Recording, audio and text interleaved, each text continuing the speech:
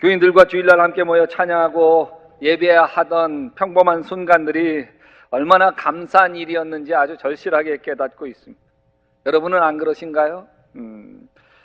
오늘 주일날 예배 시간인데 교인들이 텅 빈 헝한 예배당에 이렇게 재단에서 설교를 하려고 하니까 제 마음이 더 헝하더라고요. 그래서요, 약대교회 성인 교인 1470명의 이름을요 다 출력해가지고 이름을 의자에, 예배당 의자에 다 붙여놓았습니다. 여러분 한번 보세요. 여러분, 솔로몬이 성전을 건축하기를 마치자 하나님께서 놀라운 약속을 하시죠. 열왕기상 9장 3절이에요.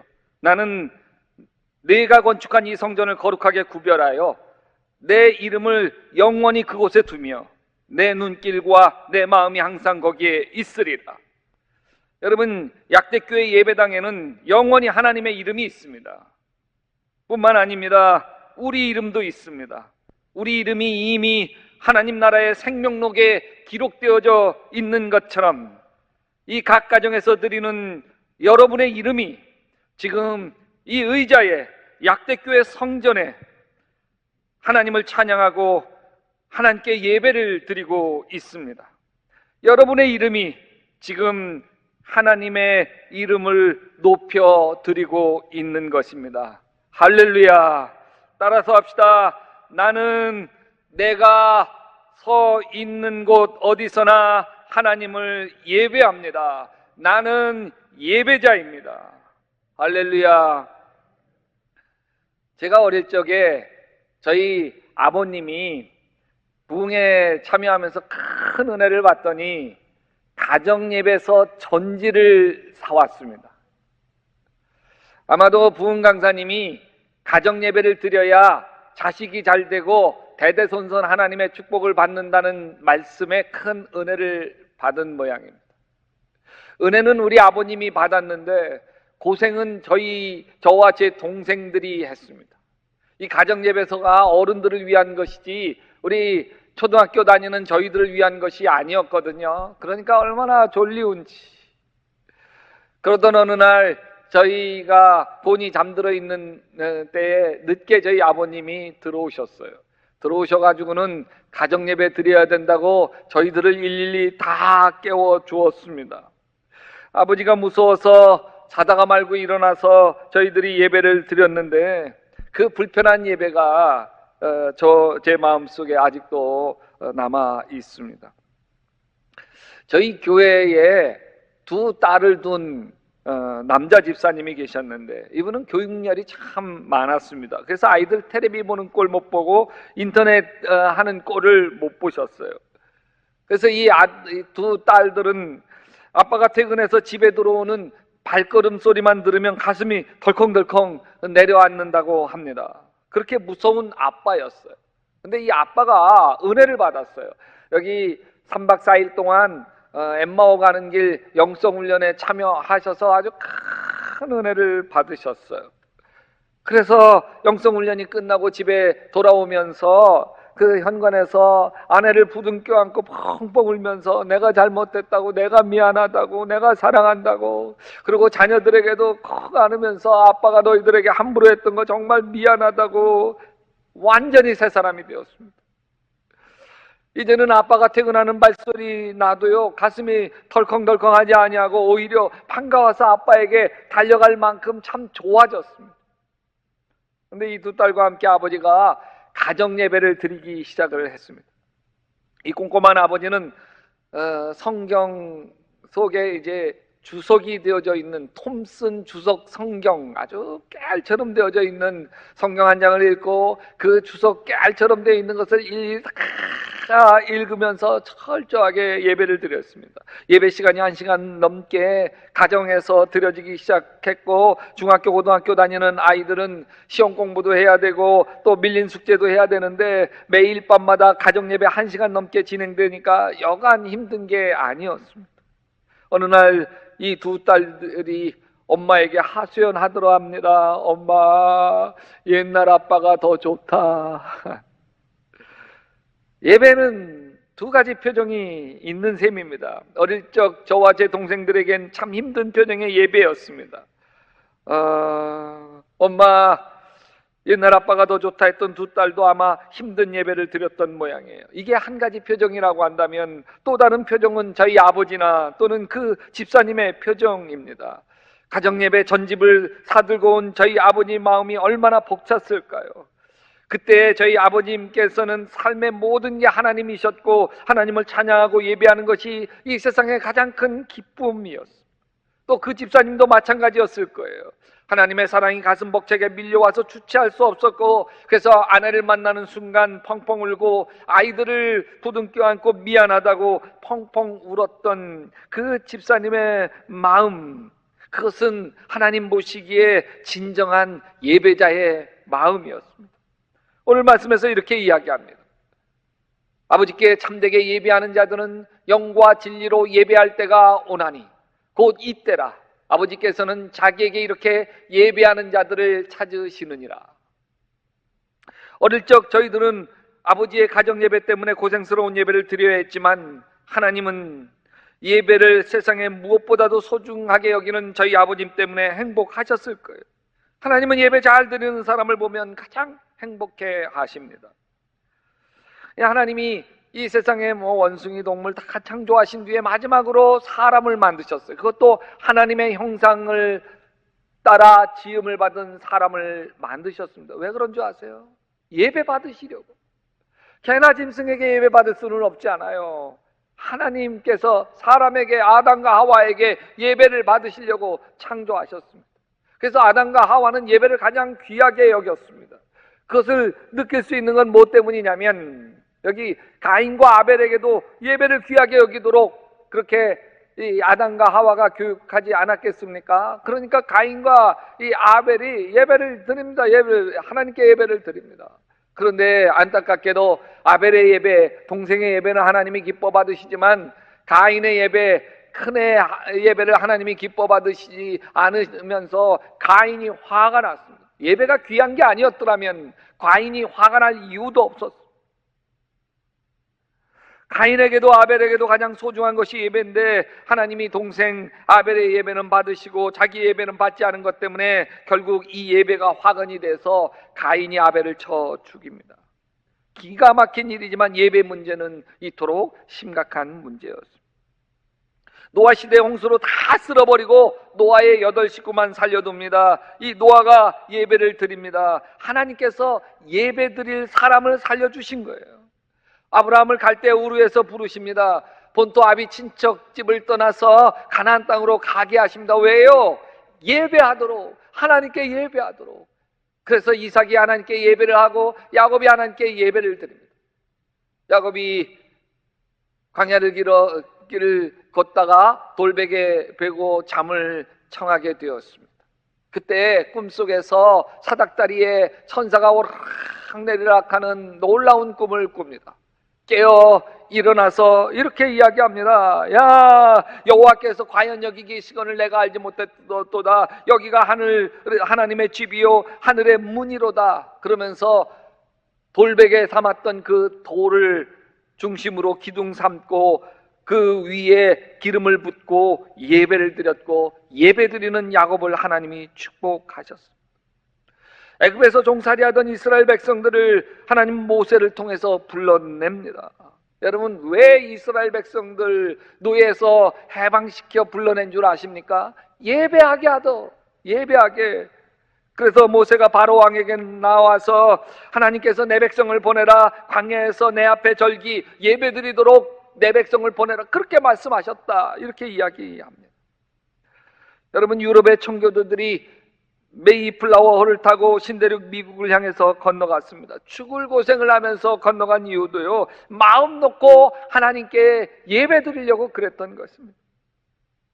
여러분, 미국의 대통령은 당선된 직후에 정식 취임식을 합니다. 정오 12시에 취임식을 시작하는데 그날 오전 9시에는 대통령교회로 불리우는 성요한교회에서 예배를 하나님께 먼저 드린 후에 취임식을 하러 갑니다. 그 취임식은 전 세계로 생중계됩니다. 그 속에서 취임식에서 목사님이 기도를 합니다. 대통령에게 지혜를 주시고 겸손을 주시고 용기를 주셔서 관대함으로 나라를 이끌어갈 수 있도록 축복해 주시고 보호하여 주시옵소서. 언젠가는 모든 국가와 민족이 주님의 심판을 받게 되는 것을 기억하게 하여 주시옵소서. 기도한 뒤에 주기도문으로 기도를 마무리합니다. 그리고 성경책에 왼손을 얹고 대통령 선서를 합니다. 선서 맨 마지막에 이렇게 말합니다. So help me God. 하나님이여 대통령인 저를 도와주시옵소서. 여러분, 하나님께 예배하는 나라를 하나님이 축복하시고 하나님께 예배하는 가정을 축복하여 주시고 하나님께서 예배하는 사람을 하나님이 축복해 주십니다. 이사야서 43장 21절에 이 백성은 내가 나를 위하여 지었나니 나를 찬송하게 하려 함이니라. 그런데 여러분, 예배한다고 다 하나님이 축복하시는 게 아닙니다. 예배를 드린다고 다 하나님이 좋아하시는 게 아닙니다. 아벨은 하나님께 제물을 드렸습니다. 연락되었습니다. 아벨이 연락되었습니다. 가인도 하나님께 예배를 드렸습니다. 그러나 제물을 받지 않으셨습니다. 예배가 주님 앞에 연락되지 않았습니다. 제물만 버림받은 게 아닙니다. 가인이 버림받습니다. 가인만 버림받은 게 아닙니다. 가인의 가족이 버림받습니다. 가인의 가족만 버림받은 게 아닙니다. 가인의 자손 만대가 버림을 받습니다. 왜 그랬을까요? 여러분, 가인의 예배 속에는 하나님의 임재가 없어요. 가인의 예배 속에는 하나님에 대한 감동이 없어요. 가인의 예배 속에는 가인의 삶을 변화시키는 은혜가 경험이 없어요. 예배로부터 생명을 경험하지 못합니다. 여호와 하나님이 가인에게 말씀하셨어요. 죄가 너를 원하나 너는 죄를 다스릴지니라. 가인은 예배를 드려도 분심을 다스리지 못했습니다. 죄를 다스리지 못했습니다. 결국 예배드리던 가인이 동생을 쳐 죽입니다. 이런 가인의 예배를 이사야 선지자 시대에도 이스라엘 백성들이 드립니다. 그래서 이사야서 1장 12절에 너희가 내 앞에 모이러 오느니 누가 그것을 너희에게 요구하였느냐? 내 마당만 밟을 뿐이라. 성전 마당만 밟고 갑니다. 하나님과 깊은 교제가 없습니다. 여러분, 이스라엘 백성들이 애굽에서 구원을 받아 광야를 여행하고 있습니다. 광야를 행진할 때요, 가장 맨 먼저 앞장서서 가는 게 법궤예요. 법궤. 우리로 얘기하면 제단이에요.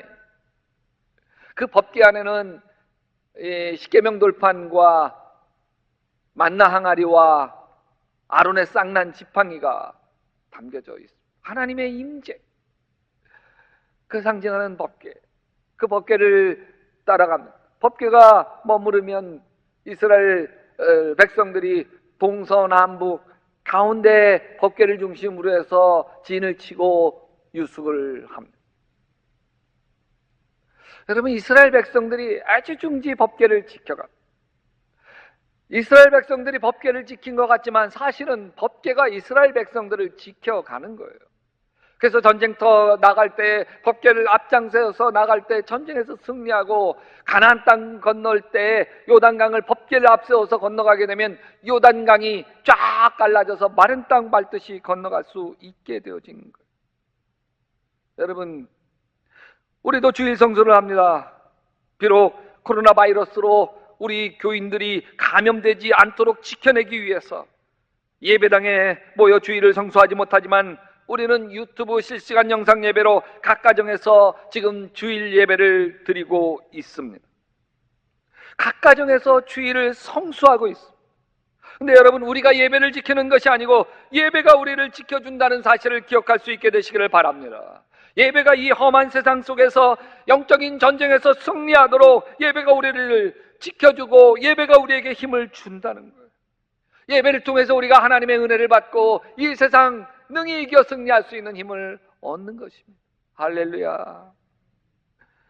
여러분, 지미 카터 대통령은 대통령 시절에도 주일날만 되면 워싱턴에서 비행기를 타고 조지아주 자기 고향으로 내려가서 늘 자기가 맡았던 주일학교 한 반을 맡아서 공부 가르치고 예배를 드린 다음 다시 워싱턴으로 날라왔다고 합니다. 이 대통령에게 분반 공부 받는 학생들이 얼마나 행복했겠습니까? 그러나 그 예배가 지미 카터 대통령을 지켜냅니다. 그래서 대통령들이 다 손가락질 받는 대통령들 많은데 대통령 그만두고도 전 세계적인 평화 대통령이라고 하는 이름을 들으면서 존경을 받는 대통령으로 예배가 지켜간 거예요. 그래서 예배에는 세 가지 요소가 반드시 있어야 됩니다. 하나는 하나님의 임재예요. Presence of the God. 어떤 분은 나는 하나님 만난 적 없다고. 근데 여러분 예배 시간에 이상하게 마음에 불안이 떠나가고 평안이 여러분 마음에 깃드신 적 없으세요? 그렇다면 하나님이 임재하신 거예요. 예배 시간에 울컥하신 적 없으세요? 하나님이 임재하신 거예요. 성경 말씀 들으면서 마음에 감동을 받으신 적 없으세요? 하나님이 임재하신 거예요. 이제 새롭게 살아야지 새로운 각오와 깨달음을 받으신 적 없으세요? 하나님이 임재하신 거예요. 여러분 예배가 소중한 건 예배 안에서 하나님이 우리에게 스며들기 때문에 그렇습니다. 두 번째, 하나님의 능력으로 변화되는 경험이 Power of the God. 하나님의 능력이 나타나는 거예요. 육신의 질병이 떠나가고 마음의 상처가 치유되고 내 생각이 변화되어지고 새로운 결단이 일어납니다. 새 힘이 생기는 거죠. 세 번째로는 예배 속에서 하나님의 목적으로 쓰임받게 되어지는 Purpose of the God. 예배 드리는 사람이 하나님의 사람으로 살아가게 되는 거예요. 이기적으로 자신만 알던 사람이 변하는 거예요. 하나님의 사랑으로 변화되는 거예요. 용서의 사람으로 변화되는 거예요. 그래서 섬기는 사람으로 살아가고 용서하는 사람으로 살아가고 다른 사람을 위로하고 축복하는 사람으로 살아가게 되는 거예요. 그래서 예수님은 오늘 말씀에서 이렇게 이야기합니다. 하나님은 영이시니 예배하는 자가 영과 진리로 예배할지니라. 제가 예수 전도단 훈련을 받을 때이었습니다. 이때 예수 전도단 훈련에서 가장 중요한 게 세 가지예요. 하나는 말씀 묵상이고, 두 번째로는 중보기도고, 세 번째로는 예배입니다. 그 어디 가나 꼭 이거 세 가지를 했고 그 속에서 얼마나 큰 은혜와 사랑을 맛보고 경험했는지 모릅니다.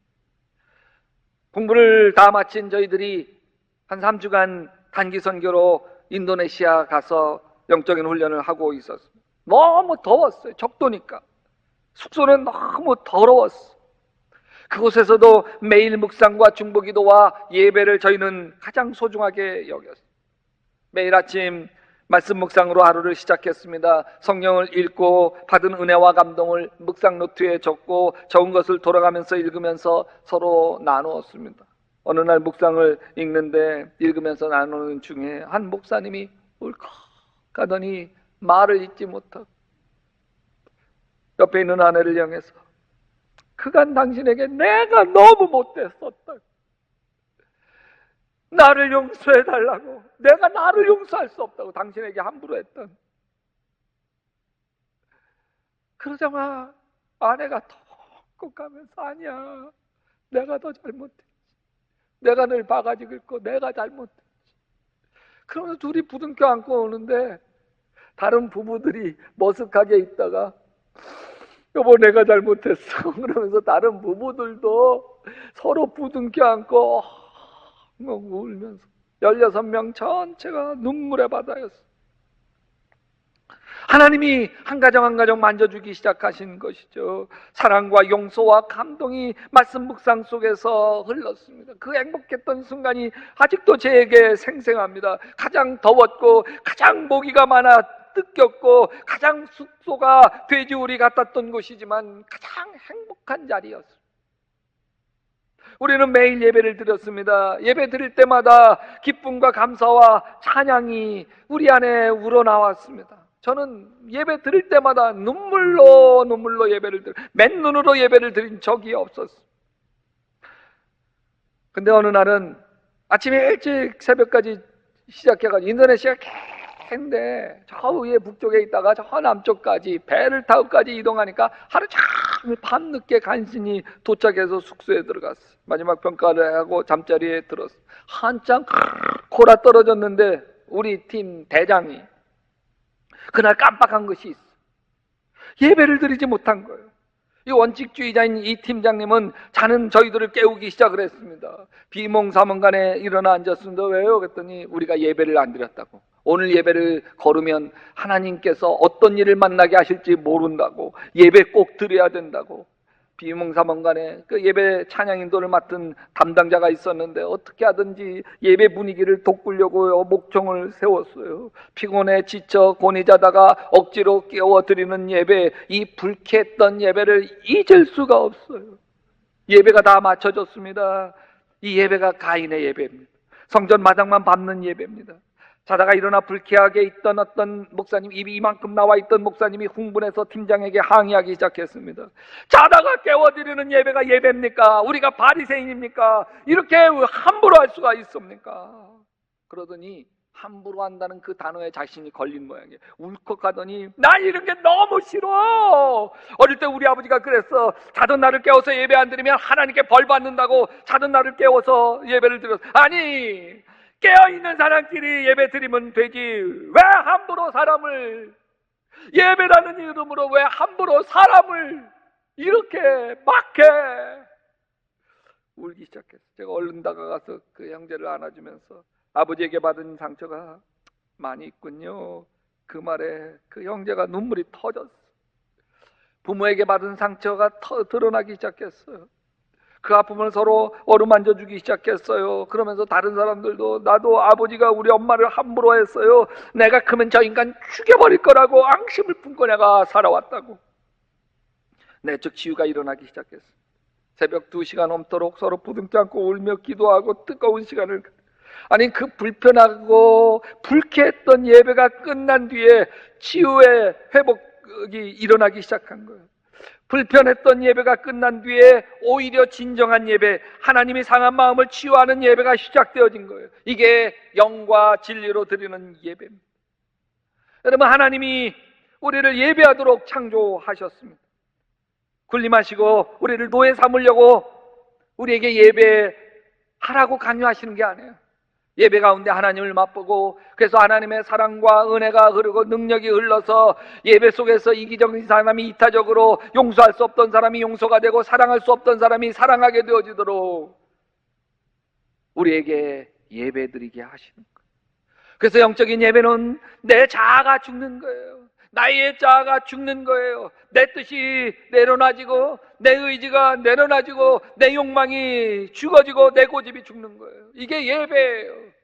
갈라디아서 2장 20절처럼 내가 그리스도와 함께 십자가에 못 박혔나니 그런 적 이제는 내가 산 것이 아니요 내 안에 그리스도께서 사신 것이라. 이제 내가 육체 가운데 사는 것은 나를 사랑하사 나를 위하여 자기 목숨을 버리신 하나님의 아들을 믿는 믿음 안에서 사는 것이니라. 이게 예배. 여러분, 예배당에서 드려지는 예배가 예배, 그래야 예배 아니에요. 예배당에 드려도 예배 속에서 자신이 죽지 않는 예배는 성전 마당만 밟고 가는 예배입니다. 지금 이렇게 가정에서 영상 예배로 주님 예배를, 주일 예배를 드린다고 할지라도 여러분, 예배 드리면서 내 아내에게 미안한 마음이 들고 내 남편에게 미안한 마음이 들고 내 자녀에게 미안한 마음이 들고 내 부모님에게 잘해드리지 못했던 미안한 마음에 울컥한다면, 그래서 죄송하다고 미안하다고 내가 더 잘하겠다고 고백하는 예배라고 한다면, 여러분, 지금 여러분이 서 있는 그 자리가 하나님을 예배하는, 신령과 진정으로 예배하는 정말 아름다운 자리.